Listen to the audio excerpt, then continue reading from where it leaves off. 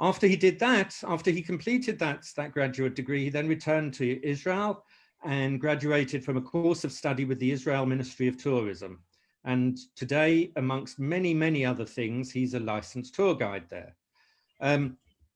Tuvia has spent much of his adult life working in the field of Jewish education and has served as an emissary, a shaliach, for the Sochnut, the Jewish Agency for Israel.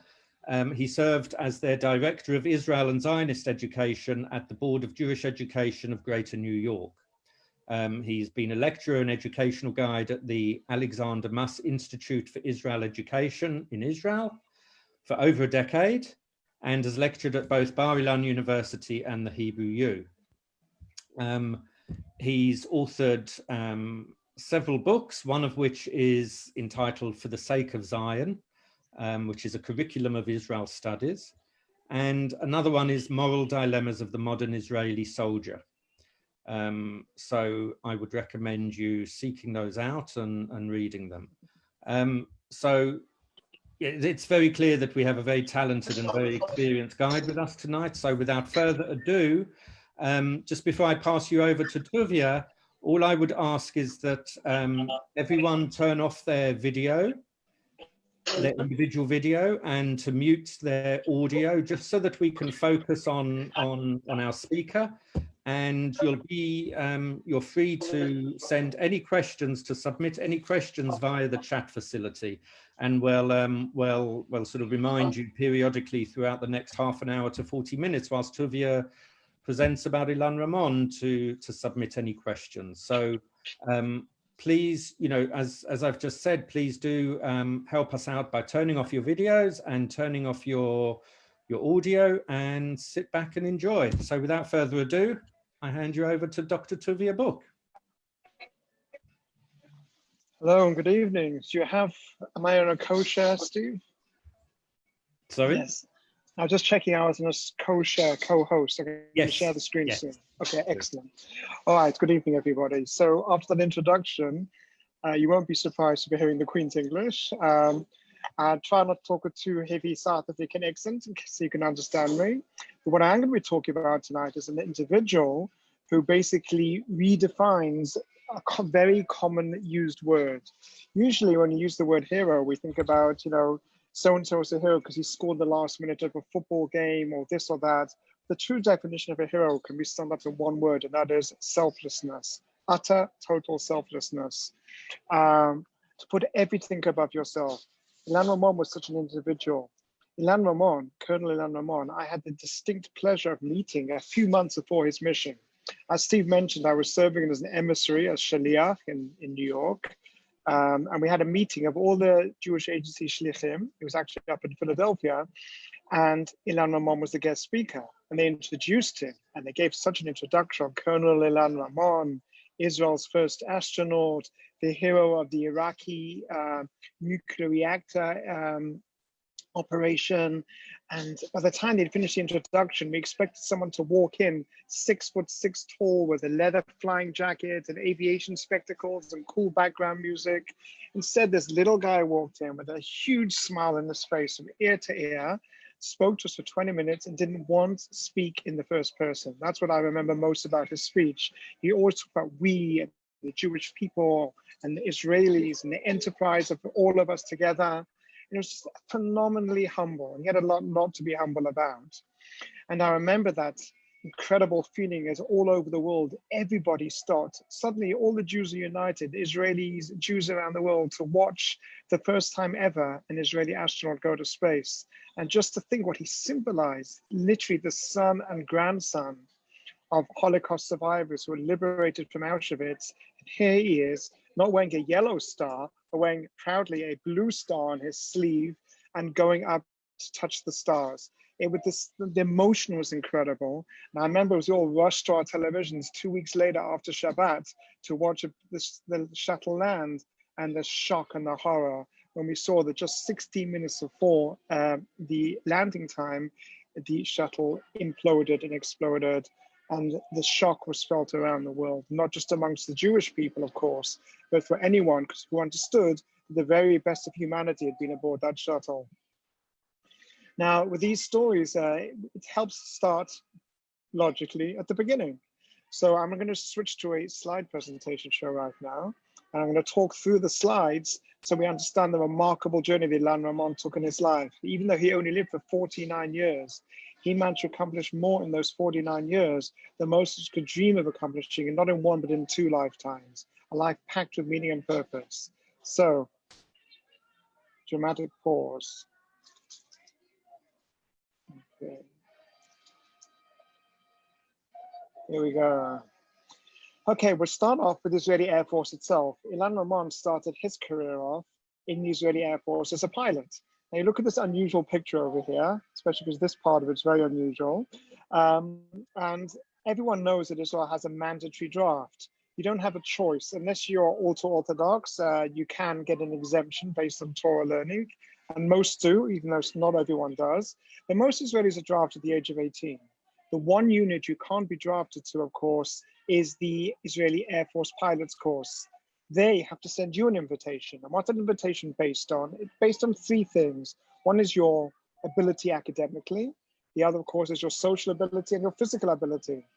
And if you qualify, you get this invitation. In Hebrew, it's called zimun letais, so an invitation for the pilot's course.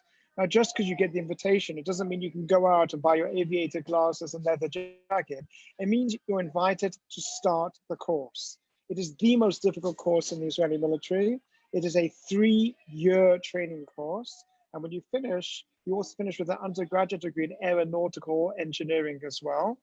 And you have to commit to another 10 years of service. So it's massive. And people ask, why is such a long course? One of the reasons, of course, is sheer dollars and cents. The new F-35 Israel just purchased cost each airplane $100 million. Now that is a real chunk of change. The F-16s that Ilan Ramon flew only cost $60 million. And that's just the way that Israel was seeing them before they actually went and revamped the entire airplane. So basically you have a situation here where it costs $3 million to train a pilot. Now, in case you think petrol is expensive, $14,000 is the price. In Hebrew, it's called the shat tisa, 1 hour's flying time cost. So only the best of the best of the best become pilots. And Ilan Ramon was one of those. Not only was he accepted to the course and finished the course, he was also the cadet of honor. Now, the reason I'm starting with this particular picture, you'll notice there's a girl in the middle over here, a female. And until about 10 years ago, no females were allowed inside the course. And all that changed when an an immigrant from South Africa called Alice Miller, came and said she wanted to be a pilot. And they said, you can't. And now, why not? She said, because you're a woman. And she said, so what? She said, we don't allow women to be pilots. So what did this plucky young immigrant do, who, by the way, already had a civilian pilot's license? She went and took the Air Force High Command, Israel Supreme Court, took out, we wouldn't help her to look at Israel's constitution, because Israel does not have a constitution. Instead, she went and brought in the Declaration of Independence and read one sentence. It said, the state of Israel will treat equally every citizen without distinction of gender, race, or religion. And based on that one sentence, they opened up the pilot's course to women on one condition. If you want equality, the condition is you have equality, have the same course as the men. There's not a separate course for men and not a separate course for women. There's not 10 push-ups for men and 5 for women. Equality is equality. So she basically went and she finished and she got into the course, but did she finish it? And the answer is no, because life isn't a Disney film. And instead, she went and got in, but opened the gates for other women. And a couple of years after her, the first woman to finish the course was a famous woman who was the granddaughter of people who'd fought in the Warsaw Ghetto. And so basically, because of this one woman, she changed the entire culture of Israel's Air Force.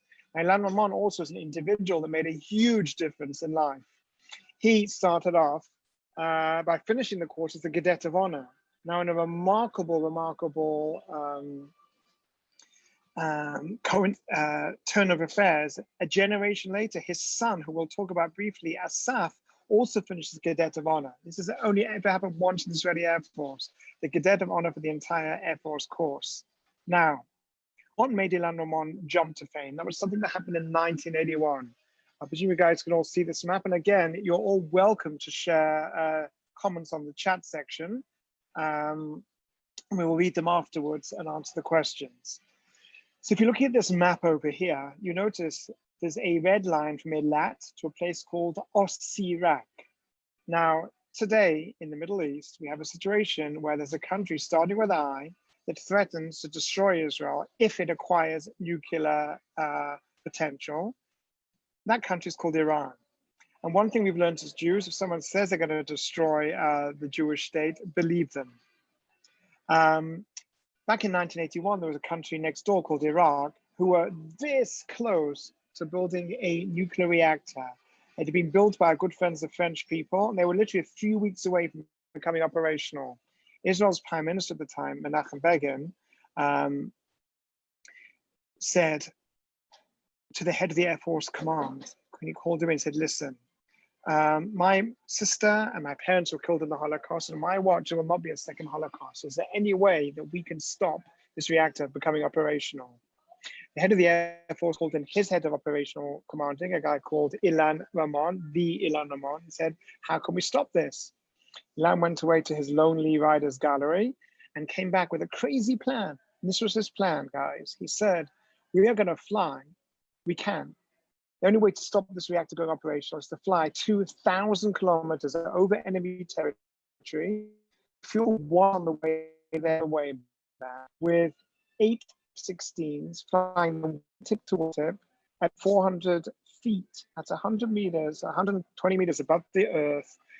So they won't show up on the radar with an F-15 escort. Then we're going to go into the nuclear reactor site and we're going to take it out to specially develop bunker buster bombs.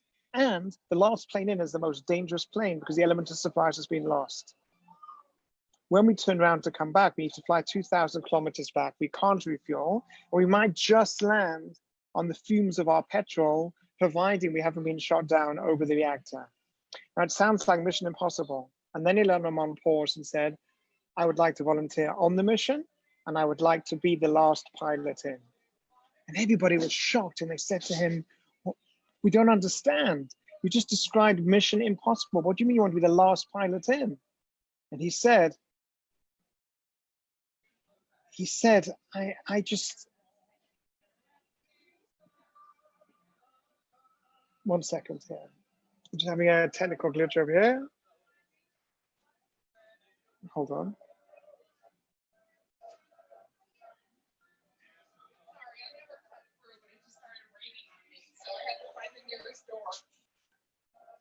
One second.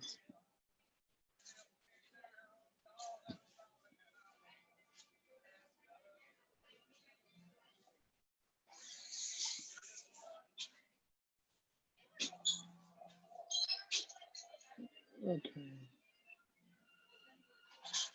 Okay, I'm back with you guys. Okay, so he said to Menachem Begin that my mother and grandmother were the sons of my mother and grandmother were in Auschwitz and wore Yellow Star. I now have a Blue Star and can stop a second Holocaust. I want to be on this mission. Begin agreed. He went on the mission against all the odds. Not only did he succeed, but all the planes got back safely to Israel. Of course, the whole world condemned Israel, and including the United States under Reagan. But 10 years later, in 1991, when the United States invaded Iraq, they were extremely happy that Iraq did not have nuclear potential, and they even wrote a letter of thanks to the state of Israel at the time, General Schwarzkopf. So let's go to the next slide, and we see here how the Israeli F-16s flew wingtip to wingtip just above the Earth. It's an incredible, incredible photo here, and an incredible flying to fly 4,000 kilometers, 2,000 kilometers there and back in such an amazing mission. And at the bottom here is Ilan Ramon, the way he looked as a young pilot then on this particular mission. Okay, this here is a photo montage of Ilan Ramon during his Air Force service. At the bottom right, you see him as a young pilot. Then later on, you see him as he grows older flying these F-16s. And the picture on the top left is the way that he looked when he was selected to become Israel's first astronaut. Now, when he was selected, he realized that he was representing not just Ilan Ramon, private individual, but he was also representing two other things. He was representing the Jewish state itself, the state of Israel, and also Holocaust survivors and their children. Not only that, but he was also representing the Jewish people. And he was very aware of the symbolic aspect of his mission, to such an extent that even next to his name, as you can see on the mission patch, he insisted they put the Israeli flag next to his name. He also had an Israeli flag on his astronaut uniform on his sleeve. He literally wore it on his sleeve. And when he took his uniform off, he had a shirt with the Israeli flag on it. So here's someone who wore his passion on his sleeve and on his heart. Now, every astronaut is allowed to take something to space with them. And Ilan Ramon decided that he was going to take a number of symbolic objects with him. First of all, he didn't grow up religious at all. He grew up totally secular, and he basically spoke fluent Hebrew. He served in the Israeli military, but like many secular Jews in Israel, he didn't have much religious education. So he went to Houston to start his astronaut training. It took 3 years. He went to the Chabad house in Houston, spoke to the local rabbi there and said, listen, I'm Israeli, but I'm a Hebrew-speaking non-Jew, basically. I don't really know too much about Jewish practices. And it's important to me because I'm going to represent the entire Jewish people to be part of the Jewish traditions, should be part of my mission. He wasn't the first Jewish astronaut, by the way. He was the first Israeli astronaut. He was also the first astronaut that ordered kosher food. Even though he himself did not keep kosher, it was that important for him to have kosher food on the mission itself because he was representing the Jewish people. Also, he took a Kiddush cup with him, and we'll talk about that a bit later, and many Jewish significant objects, including a mezuzah, with the outside of it designed by a Holocaust survivor, which had barbed wire on and the letter Shin, show how the Jews had come through everything. But everyone knows that the most incredible item he took with him, I'm going to show you a picture of it right now, is this one. If you look in his hand, this is a day before he was, a day before the end of the mission, he held up in his hand for the whole world to see a teeny Sefer Torah. Now, not just any Torah, this Torah had literally been to the Holocaust. And the story how he came by it and how he came to be holding it is an incredible story, a story that's difficult to believe, and yet sometimes the truth is most definitely stranger than fiction. So in this particular case, one of Ilan's missions on the shuttle was to carry out an experiment onto something which is very important, which is the issue of global warming. Israel had an experiment called the Mid-X experiment, and they were going to basically check out how dust storms formed in the Middle East and how that affected global warming. And the University of Tel Aviv was sponsoring the experiment. So Ilan Ramon went to the professor in the University of Tel Aviv, and he said to him, his name was Professor Yosef Yoyachim, he said, listen, as he was talking to him, he looked behind the professor and saw that there was a shelf with a small cupboard which was open and it contained a little Torah scroll. Now, anyone who's been to University of Tel Aviv will know it's not a bastion of Orthodox Judaism, and neither Ilan Ramon or the professor were wearing a yidlid, a ritual skull cap. And so, one of these things over here. And so basically, he said, why do you have a Torah in your room? It's most peculiar. The professor answered with a strange accent. He said, actually, originally, I'm from Holland. And in Holland, just before the war where I lived, we had a roundup and we were all taken to the Westerbork camp. And from there, taken to Bergen-Belsen. It was just before my bar mitzvah. And when we got to Bergen-Belsen, there was a rabbi in the camp, which was crazy. And even more crazy, he walked up to me and said, how would you like to read your bar mitzvah portion from a Torah scroll? And Ilan Ramon looked at him in shock and said, how can that be? How can there be a Torah scroll in Bergen-Belsen? And the person said, I don't know, but there was. And he told me my Torah portion from this same little scroll. Just as I was supposed to read in the morning of my bar mitzvah, we were all in the barracks, and we put up curtains on the windows so the Germans wouldn't see us. And this little scroll was open on the table, and there was a knock at the door.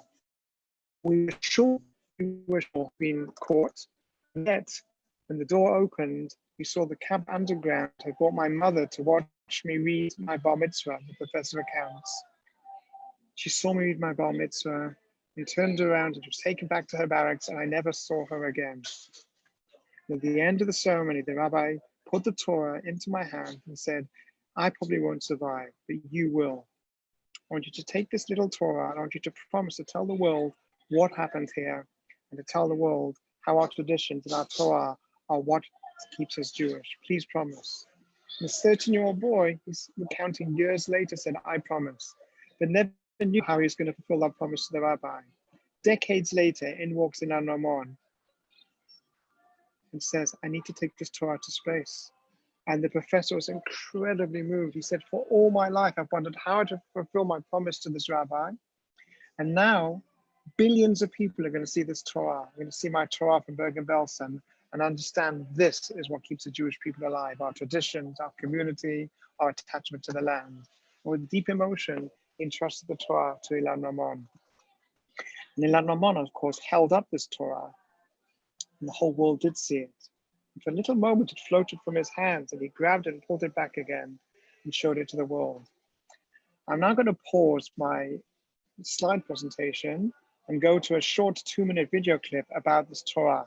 It's from a documentary called An Article of Hope, and this is just the trailer, and you see the actual footage of Ilan Ramon going up in the shuttle and holding the Torah into space. Dramatic pause.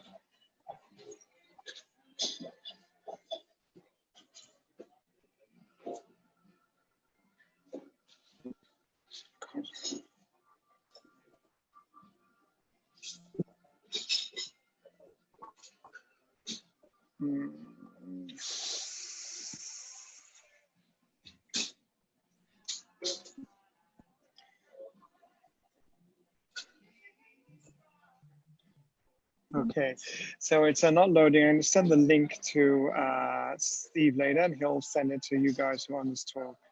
All right, so I wanted to show you this photo over here, talking about symbolism of the Israeli Air Force. This is a picture on the 60th anniversary of the liberation of Auschwitz, where we see 2 Israeli F-15s flying over Auschwitz-Birkenau. Now, as we know, there was no Allied bombing of Auschwitz-Birkenau during the war, despite pleas to Roosevelt and Churchill. Martin Gilbert even wrote a book called Auschwitz and the Allies, saying that the Allies had these aerial photos and they flew over the camp every day, and they gave many reasons why they couldn't. And 60 years later, Israeli Air Force planes flew over the ruins of Auschwitz and promised to be the shield of Israel. It would never happen again. Ilan Ramon was part of this legacy. Another thing that Ilan Ramon took with him, of course, is this picture. He went to Yad Vashem, and he said, I'd like to take a picture drawn by a child who was killed in the Holocaust with me to space. And he saw this picture by Peter Ginz. Peter Ginz was a Jewish boy born in Prague, incredibly artistically talented. And at the age of 12, he was deported to Theresienstadt ghetto. And for 2 years, he edited the children's newspaper and illustrated it. And there was an incredibly heroic art teacher in Theresienstadt who, when she was deported to Theresienstadt, had taken one thing with her, and that was a suitcase full of art supplies. And for 2 years, she brought lights to the children, and they sat and they drew. And just before she was deported, the pictures were hidden and found after the war. And Ilan Ramon saw this picture, and he was moved to great emotion, because what this boy, Peter Ginz, had drawn is the way he sees the world, almost like the John Lennon song, Imagine. Imagine a world with no borders and no countries and no hatred. And here he was, trapped inside this ghetto,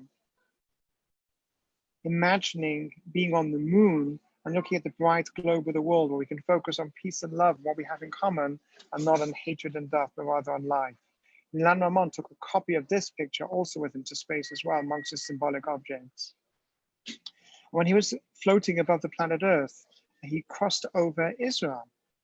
And when he flew over Israel, it was an incredible moment for him. And this is what he said. I'll read it I'll translate it to English. I'll start in Hebrew and I'll translate it in English.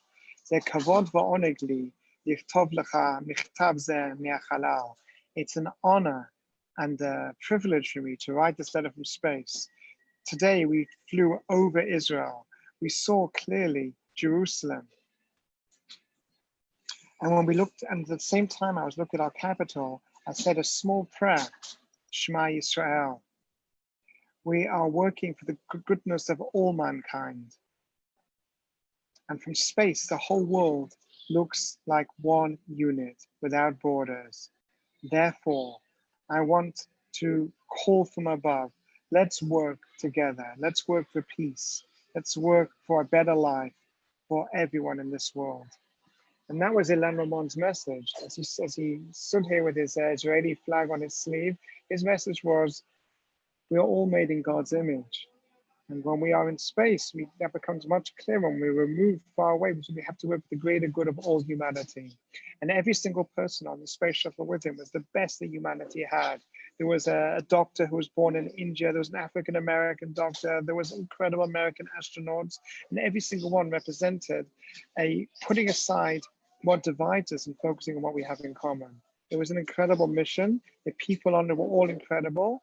And Ilan Ramon himself was the best that we have to offer. Now, of course, when the shuttle crashed, no one knew exactly what the cause was. Nobody understood what had happened. What had actually happened, of course, was when the shuttle took off, there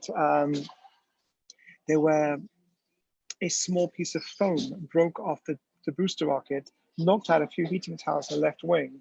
And for 2 weeks, it was flying in space as a death trap. And only when it landed and it went through Earth's atmosphere, the wings superheated and the whole shuttle exploded.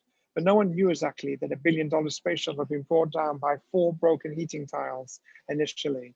And so for months afterwards, they were searching the debris to try and understand what had caused it.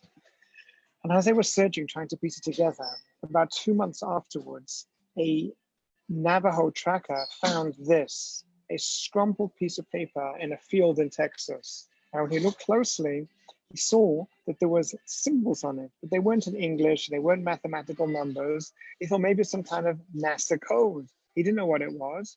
Now don't forget, this piece of paper here, this crumpled mass of paper, had survived an explosion at 20,000 feet, 10,000 degrees centigrade, had lain in a field for 2 months and somehow was still legible, which itself is almost beggars belief. And they sent the scrumpled piece of paper as is to NASA. And clearly there was a Jewish rocket scientist there because they recognized that the squiggles were actually Hebrew letters. And they figured out it must be something that Ilan Ramon himself wrote. So they started unscrambling it and they found out it was actually 18 pages of a handwritten diary he'd written in space itself. And they were looking at it and the Hebrew letters started to come out. And eventually, it was very clear to see that it was handwriting. On the first page of the diary that Ilan Ramon had kept in space, he wrote the following. Some of you might be familiar with the words. This is what he wrote. Yom HaShishi, Vayechulu HaShamayim Va'aretz V'chol Tzva'am. On the 6th day, God created the heavens and the earth and all of the stars. And people were shocked. He'd written the words of the Friday night Kiddush. The big question, of course, is why did Ilan Ramon, on the first day of his diary in space, on the first page, write the words of the Friday night Kiddush? And the answer, of course, is he didn't know it from birth.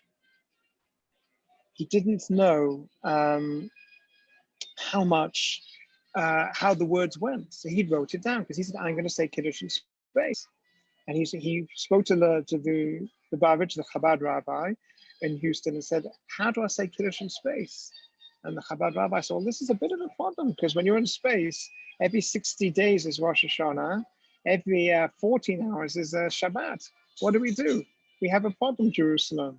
But of course, there's the halachot, there's the Jewish laws also for astronauts in space, and they figured it out when he should be saying it, and he said it.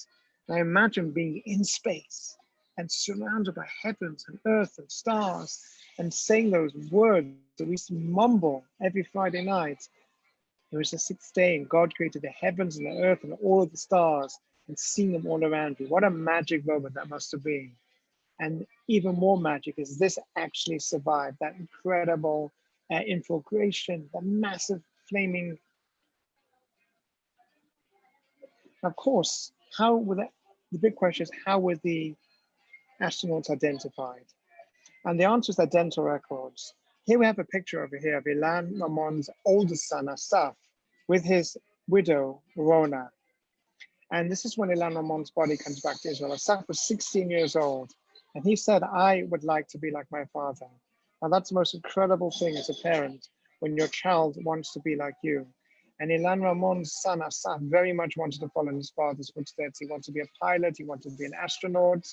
And Ilan Ramon was killed at the tragically young age of 49. He left behind a widow and 4 children. Now, on the one hand, when you sit and go to a shiva house, you don't talk about how somebody died. You talk about how they lived and what they did in their life. And Ilan Ramon managed to pack his life with so much meaning and so much purpose that it was just incredible. But the sad facts are 4 young children were left behind, of which Asaf was the oldest. Now, in Israel, if you want to serve in the combat unit in the military and you already lost a first-degree relative, you need the permission of a parent. And Rona Ramon had to give Asaf permission to become a fighter pilot. And incredibly, as we mentioned before, Asaf Ramon, here he is in his graduation, also was a cadet of honor at his graduation as well. Very much motivated by his father's legacy and his father's life, he himself strove to be the best of the best. Here he is, being given his award by the late Shimon Peres, the president of the state of Israel. And over here is every picture that her mother wants to see. Rona kissing her son, Asaf, at the graduation of the pilot's course. Now, this next page is something that is unbelievable. They say lightning doesn't strike twice. Well, in this case, it did. It says here, "V'chayehem uvumotam," in their lives and in their deaths. And there's a picture of Ilan Ramon and his son Asaf. Because unbelievably, on the 14th of September, 2009, Asaf Ramon's F-16 plane disintegrated in a training accident, and he was killed. Here's his family who's already paid the ultimate price of Ilan himself dying in honor of the state of Israel and his tragedy. And then just a few years later, Rona herself loses not only her husband, her oldest son as well. It's unbelievable. The Israeli newspapers the next day were full of this. People were in total shock. It says on the right here, Goral Echad, one fate for everyone.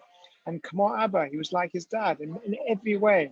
There are people who strove for the best of what's good for the Jewish people of the state of Israel, and both ended their life tragically early. And that's not even the end of the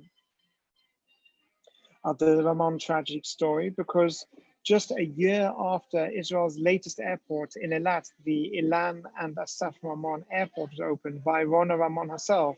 She herself succumbed to cancer at the tragically young age of 54, leaving 3 children behind.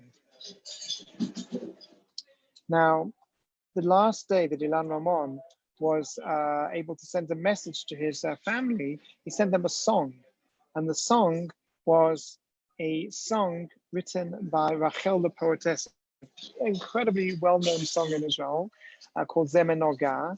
And in it, prophetically, this is the song he sent to his wife the day before his last day on earth. Of course, nobody knows how long they're going to live for. We should live every day like it's our last, but we always assume we have a whole life ahead of us. And this is what he said to his wife. Atishma koli rechoki sheli. Listen to my voice, my distant one. Listen to my voice wherever you are. It's a voice that cries in strength, a voice that cries with tears, and everything else that commands you a prayer. I'm going to switch now to the English version of it. And this is the last email that he wrote to his wife, and this is what's written inside it. We meet for a moment and separate forever. My final days are very close. Near is the day of goodbye tears. I will wait for you until my life will end, like Rachel waited for her beloved. And of course, he didn't know that was going to be his last day. He didn't know when he held up the Torah, that was going to be the last day that Torah was seen. And the Torah itself also vanished, just like Ilan Ramon and the astronauts on the space shuttle itself. And really, that had been the purpose of the Torah. For decades, this Torah sat in the professor's study, waiting for the world to see it. And Ilan Ramon took up this Torah, and he showed the world that against all of the odds, what had allowed the Jewish people to survive were 3 things.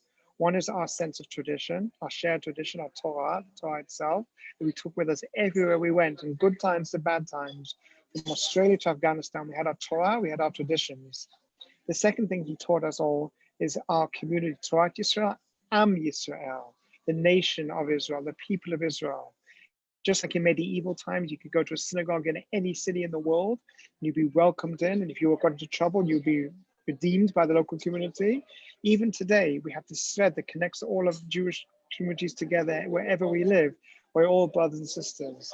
Am Yisrael, Torah Yisrael.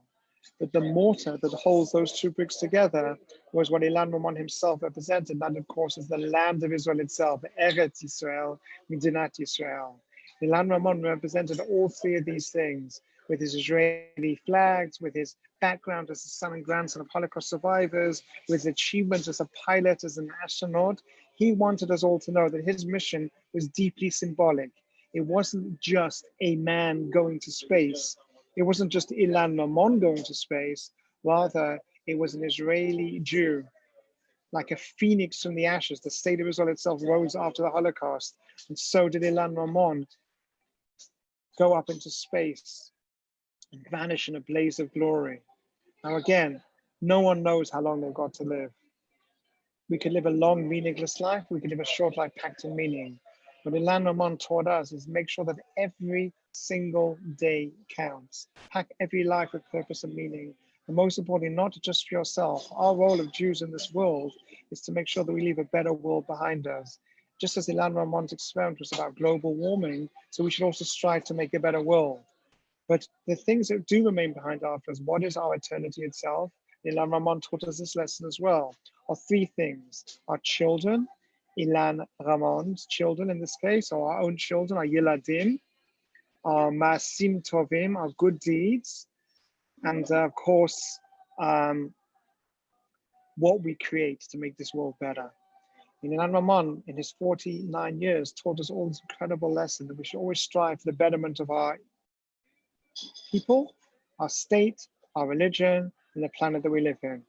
Ladies and gentlemen, I want to thank you for joining us. I want to thank the Zionist Federation for sponsoring this talk, and I'm welcome for any questions. Over to you guys. Okay, thank you, Tuvia. That was a very heartwarming, very bittersweet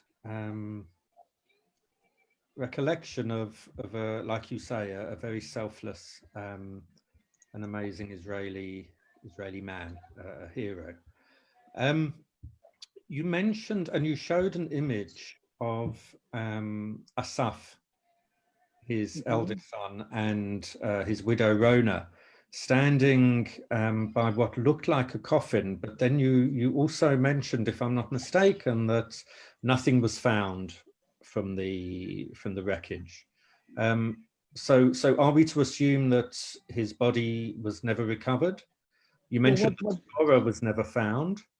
Well, what they did find, which allowed positive identifications, they found jawbones, and they could tell by the dental records who they belonged to. So that's why in Israel, normally when you die, you're buried right into the ground with a talit. The only exception, of course, are IDF soldiers who are buried in coffins with the Israeli flag on them, because unfortunately sometimes the body itself isn't whole. And in this case with Ilan Ramon, there was a positive identification of part of his body, which was what's inside this coffin draped with the Israeli flag that was sent back to the United States. By the way, he's buried in a halal cemetery in the Moshav where Moshe Dayan grew up, which is also next to his Air Force Base in the Ramat David, and his son is buried in the grave next to him. Wow. Okay. Thank you. And we have a question here from Sam Sagar, who's in the audience. Okay. Sorry, no, not from Sam Sagar. Sorry, from Bernard Glass, who's asked how was Ilan chosen for the mission? Did he volunteer? Perhaps you could explain a little bit about that. Okay, well, it was just when President Clinton spoke to Shimon Peres, he said, listen, our countries are really striving towards peaceful cooperation together, and we have an opening as a payload specialist in a shuttle mission coming up in 2 years' time. Would you like to select someone? So Shimon Peres spoke to the head of the Israeli Air Force and said, "Do you have anyone in mind?" And every single person in the Air Force said the same name. They all said Ilan Ramon. It was just a consensus, unanimous consensus where people basically, there was no other candidate. He'd already shown his bravery, he'd shown his patriotism, and most importantly, he'd shown his utter and total love of the state of Israel and the Jewish people, and his technical competence as well. In fact, he was so incredibly technically competent that he was upgraded from payload specialist to mission specialist during his training. That's quite an upgrade. We have another question here, quite a general question about Ilan from Corinne Ben. Do we know much about his childhood?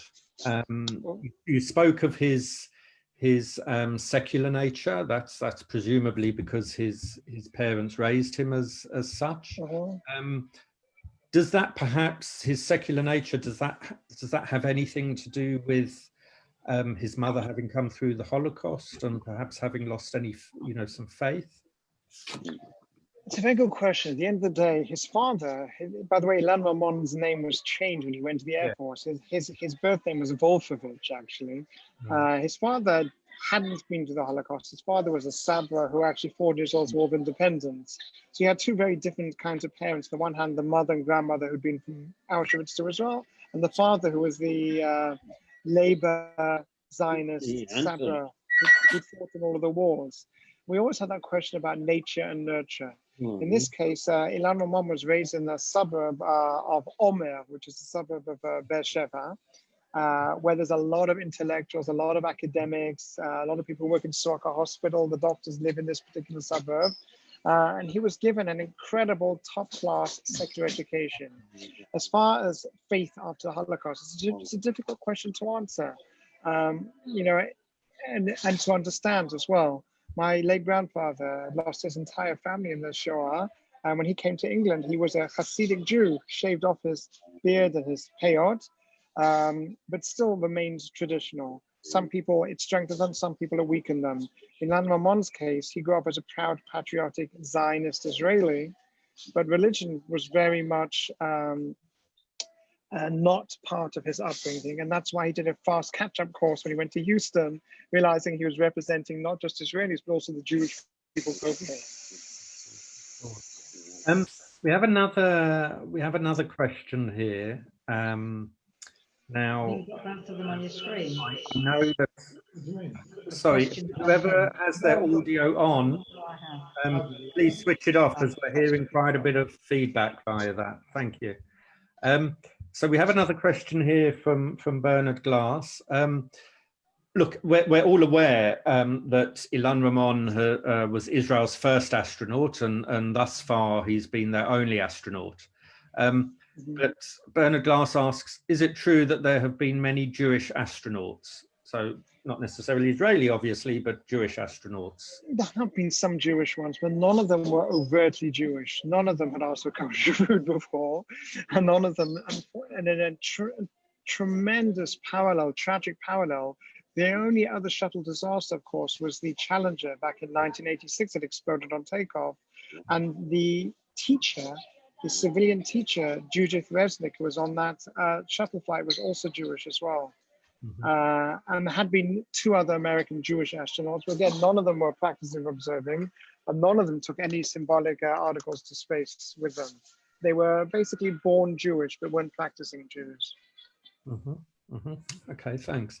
And then we have another question here, which, look, is perhaps not something that you can answer with great certainty, but Mark Newman has asked, when do you think we'll see the first Israeli astronaut to land on the moon and to land on Mars?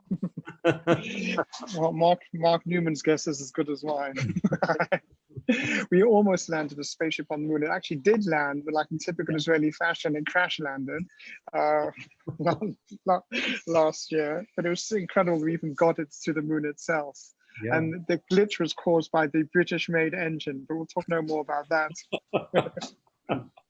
And just on that subject then, Tuvia, are there I'm sure I've read over the past year that there have been plans to sort of, attempt that again, to land a craft on the moon. Yes, absolutely. The same guy who sponsored the first mission, he's already put in the funds for a second attempt as well. I mean, they were so close. It was almost painful.